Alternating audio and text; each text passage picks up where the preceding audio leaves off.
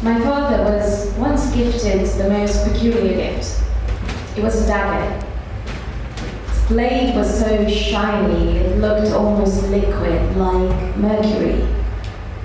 It wasn't sharp, but it did have a point to it, one that could enter the flesh and draw out blood with the tiniest slit. My father had a dagger, its handle bejeweled, glinting in the sun.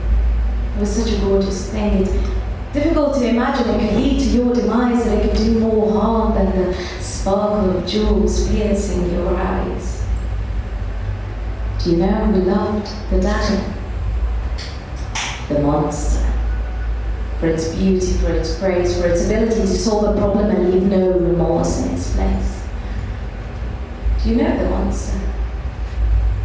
Of course you do. We all know the monster. It's not the stuff of fairy tales, nor is it a person, not as such. But we know it when we experience it. Yes, we do know as much. My sister and I both knew the monster. But it was my sister that was actually friends with it. She saw a softer, more lovable side, a fragile side even, to the monster, one that I never did. So, my sister and I, we both stayed silent about the monster.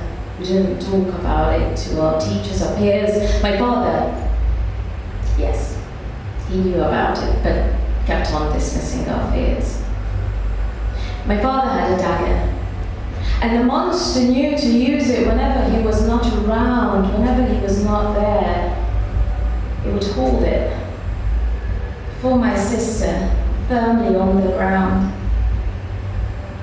The demands it made were not as terrible as you might think. Do you know what the most common demand was?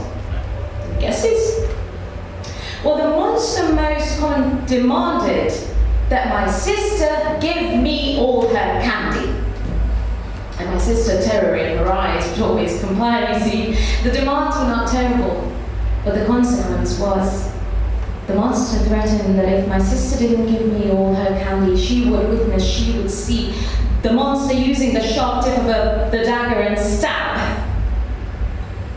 Not my sister, but me. You see, my sister and I both feared the monster, but its fangs hurt us in different ways. I would be left living with it a lifetime, and admittedly she would shake and shock for days. My father understandably no longer has the dagger. He learned about the incident, he was not very happy, but also somehow not concerned enough to send me off to therapy.